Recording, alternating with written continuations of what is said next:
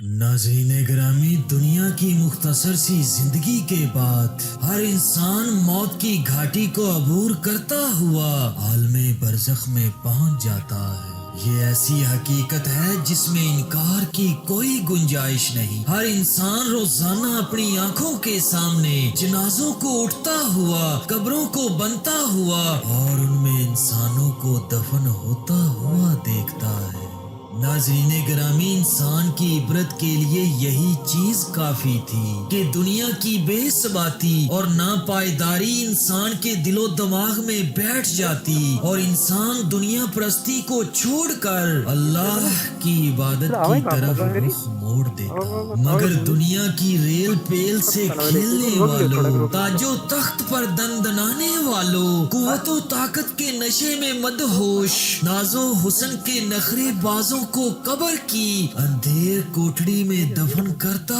ہوا، مٹی کے ذرات میں تبدیل ہوتا ہوا، خوبصورت اجسام کو ریزہ ریزہ ہو کر خاک میں اڑاتا ہوا، معطر ابدان کو بدبو کا ڈھیر محسوس کرتا ہوا، مال و دولت کے نشئی کو بے بسی کی تصویر بنتا ہوا، ظالموں، جابر، ڈکٹیٹروں، عامر حکمران کو کفن کے کپڑوں میں گھستا ہوا، دن رات بولنے والے کو چپ چاپ دیکھتا ہوا، آبادی کو قبرستان میں تبدیل ہوتا ہوا دیکھ کر بھی جب کوئی انسان سبق حاصل نہیں کرتا، حقیقت کی آنکھیں نہیں کھولتا، پھر اللہ تعالیٰ بعض اوقات قبر کے اندر والے معاملات، قبر کی ہولناکیاں، عالم برزخ کی سختیاں اور وہاں کے انعامات دکھا کر انسان کو جھنجھوڑتا ہے، انسان کے دل و دماغ پر پڑے ہوئے مادیت کے پردوں کو سرکاتا ہے،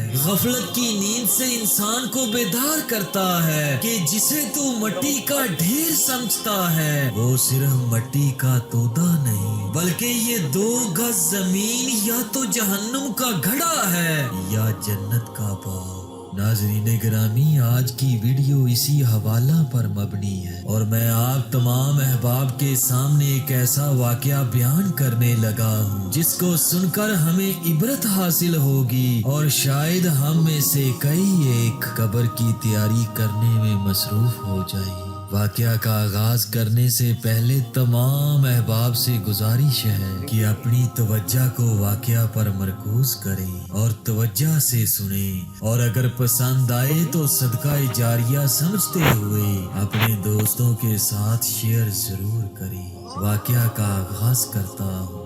ناظرین گرامی، ایک بزرگ کا بیان ہے کہ ہمارا ایک پڑوسی وفات پا گیا۔ ہم سب لوگ مل کر اس کی تعزیت کے لیے جمع ہو گئے۔ اس کے بعد اس کی قبر کی تیاری کا وقت آیا۔ ہم سب اس کی قبر کی تیاری میں لگ